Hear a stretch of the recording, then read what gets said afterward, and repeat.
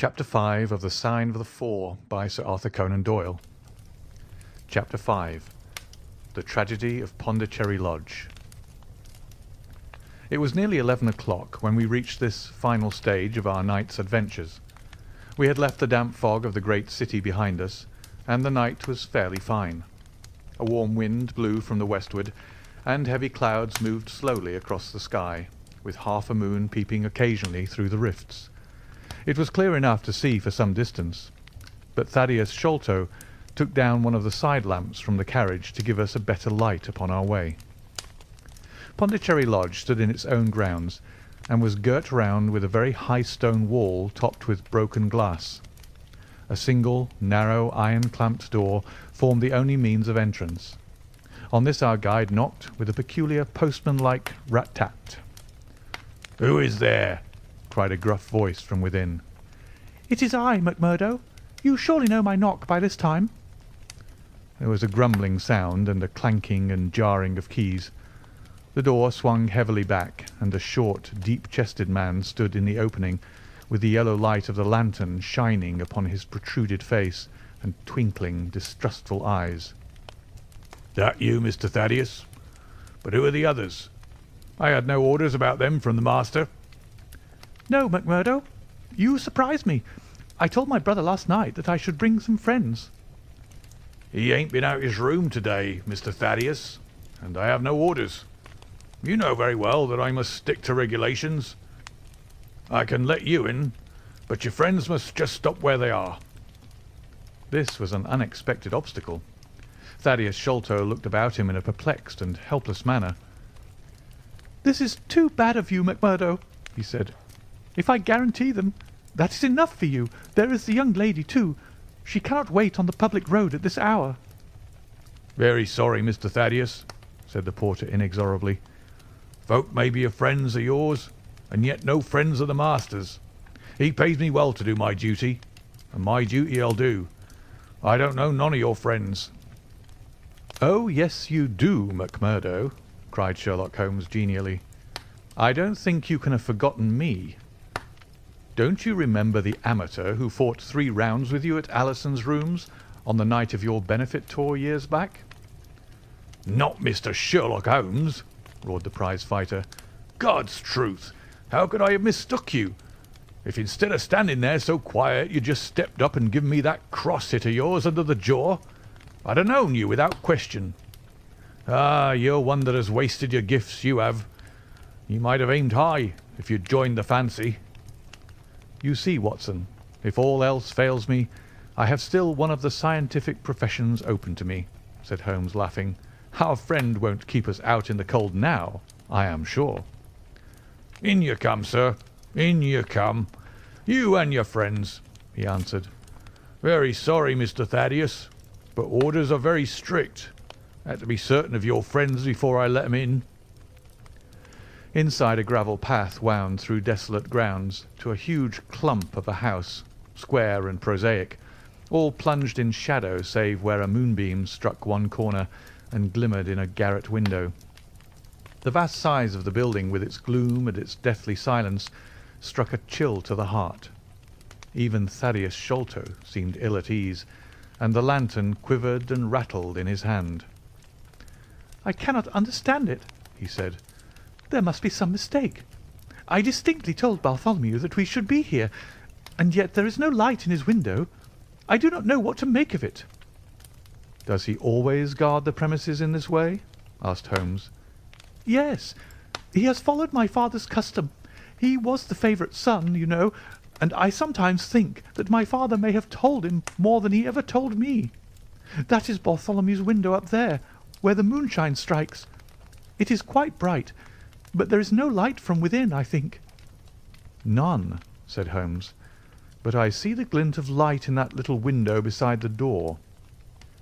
"Ah, that is the housekeeper's room. That is where old Mrs. Bernstone sits. She can tell us all about it, but perhaps you would not mind waiting here for a minute or two, for if we all go in together and she has no word of our coming, she may be alarmed. But hush! What is that?" He held up the lantern, and his hand shook until the circles of light flickered and wavered all around us. Miss Morstan seized my wrist, and we all stood with thumping hearts, straining our ears. From the great black house there sounded through the silent night the saddest and most pitiful of sounds, the shrill, broken whimpering of a frightened woman. "It is Mrs. Bernstone," said Sholto. "She is the only woman in the house. Wait here. I shall be back in a moment." He hurried for the door and knocked in his peculiar way. We could see a tall old woman admit him and sway with pleasure at the very sight of him. "Oh, Mr. Thaddeus, sir, I'm so glad you've come. I am so glad you've come, Mr. Thaddeus, sir." We heard her reiterated rejoicings until the door was closed and her voice died away into a muffled monotone. Our guide had left us the lantern. Holmes swung it slowly round and peered keenly at the house and at the great rubbish heaps which cumbered the grounds. Miss Morstan and I stood together, and her hand was in mine. A wondrous subtle thing is love, for here we were, two who had never seen each other before that day, between whom no word or even look of affection had ever passed, and yet now, in an hour of trouble, our hands instinctively sought for each other. I have marvelled at it since, but at the time it seemed the most natural thing that I should go out to her so, and, as she has often told me, there was in her also the instinct to turn to me for comfort and protection. So we stood hand in hand like two children, and there was peace in our hearts for all the dark things that surrounded us. "What a strange place," she said, looking round. "It looks as though all the moles in England have been let loose in it. I've seen something of the sort on the side of a hill near Ballarat, where the prospectors have been at work." "And from the same cause," said Holmes. "These are the traces of the treasure-seekers. You must remember that they were 6 years looking for it. No wonder that the grounds look like a gravel pit." At that moment the door of the house burst open, and Thaddeus Sholto came running out with his hands thrown forward and terror in his eyes. "There is something amiss with Bartholomew," he cried. "I am frightened. My nerves cannot stand it." He was indeed half blubbering with fear, and his twitching, feeble face, peeping out from the great Astrakhan collar, had the helpless, appealing expression of a terrified child. "Come into the house," said Holmes in his crisp, firm way. "Yes, do," pleaded Thaddeus Sholto. "I really do not feel equal to giving directions." We all followed him into the housekeeper's room, which stood upon the left-hand side of the passage. The old woman was pacing up and down with a scared look and restless, picking fingers, but the sight of Miss Morstan appeared to have a soothing effect upon her. "God bless your sweet, calm face," she cried with an hysterical sob. "It does me good to see you. Oh, but I have been sorely tried this day." Our companion patted her thin, work-worn hand and murmured some few words of kindly, womanly comfort, which brought the colour back into the other's bloodless cheeks. "Master has locked himself in, and will not answer me," she explained. "All day I've waited to hear from him, for he often likes to be alone, but an hour ago I feared that something was amiss, so I went up and peeped through the keyhole. You must go up, Mr. Thaddeus. You must go up and look for yourself. I've seen Mr. Bartholomew Sholto in joy and in sorrow for 10 long years, but I never saw him with such a face on him as that." Sherlock Holmes took the lamp and led the way, for Thaddeus Sholto's teeth were chattering in his head. So shaken was he that I had to pass my hand under his arm as we went up the stairs, for his knees were trembling under him. Twice as we ascended, Holmes whipped his lens out of his pocket and carefully examined marks which appeared to me to be mere shapeless smudges of dust upon the cocoa-nut matting which served as a stair carpet. He walked slowly from step to step, holding the lamp and shooting keen glances to right and left. Miss Morstan had remained behind with the frightened housekeeper. The third flight of stairs ended in a straight passage of some length, with a great picture in Indian tapestry upon the right of it, and 3 doors upon the left. Holmes advanced along it in the same slow and methodical way, while we kept close at his heels, with our long black shadows streaming backwards down the corridor. The third door was that which we were seeking. Holmes knocked without receiving any answer, and then tried to turn the handle and force it open. It was locked on the inside, however, and by a broad and powerful bolt, as we could see when we set our lamp up against it. The key being turned, however, the hole was not entirely closed.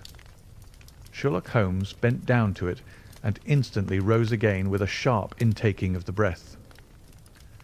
"There is something devilish in this, Watson," said he, more moved than I had ever before seen him. "What do you make of it?" I stooped to the hole and recoiled in horror. Moonlight was streaming into the room, and it was bright with a vague and shifty radiance. Looking straight at me, and suspended as it were in the air, for all beneath was in shadow, there hung a face, the very face of our companion Thaddeus.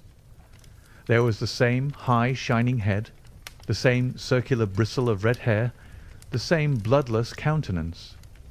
The features were set, however, in a horrible smile, a fixed and unnatural grin, which in that still and moonlit room was more jarring to the nerves than any scowl or contortion. So like was the face to that of our little friend that I looked round at him to make sure that he was indeed with us. Then I recalled to mind that he had mentioned to us that his brother and he were twins. "This is terrible," I said to Holmes. "What is to be done?" "The door must come down," he answered, and springing against it, he put all his weight upon the lock.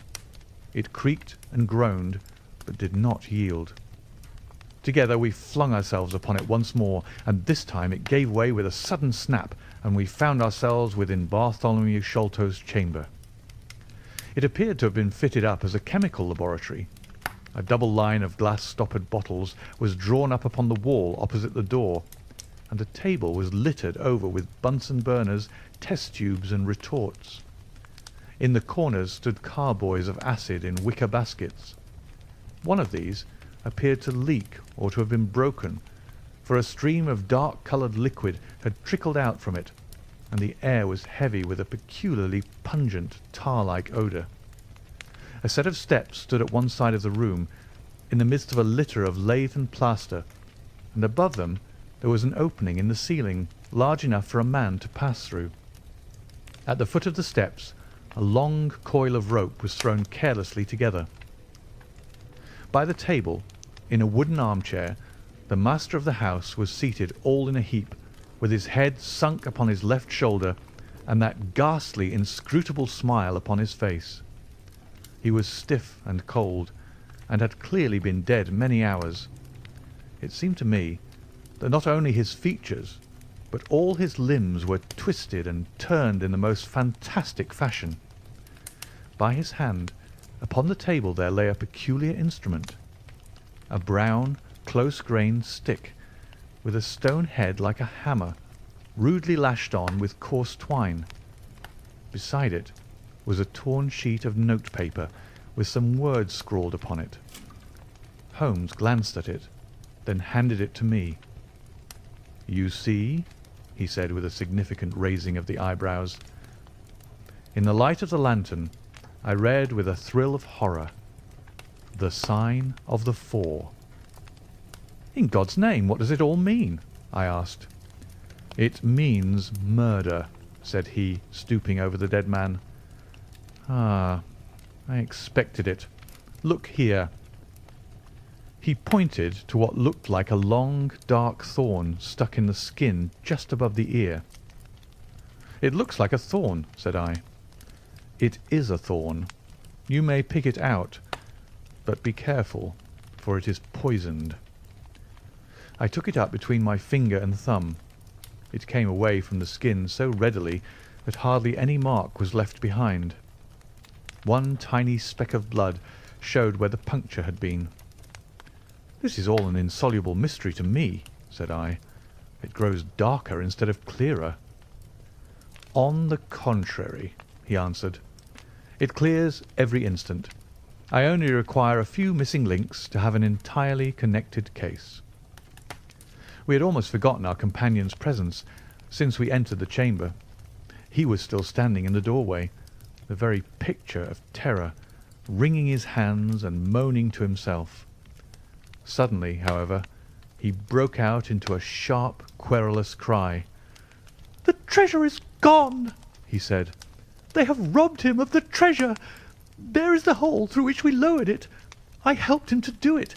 I was the last person who saw him. I left him here last night, and I heard him lock the door as I came downstairs." What time was that? "It was 10 o'clock, and now he is dead, and the police will be called in, and I shall be suspected of having had a hand in it. Oh, yes, I am sure I shall. But you don't think so, gentlemen? Surely you don't think it was I? Is it likely that I would have brought you here if it were I? Oh dear, I know that I shall go mad." He jerked his arms and stamped his feet in a kind of convulsive frenzy. "You have no reason for fear, Mr. Sholto," said Holmes, kindly putting his hand upon his shoulder. "Take my advice and drive down to the station to report this matter to the police. Offer to assist them in every way. We shall wait here until your return." The little man obeyed in a half-stupefied fashion, and we heard him stumbling down the stairs in the dark. End of chapter 5.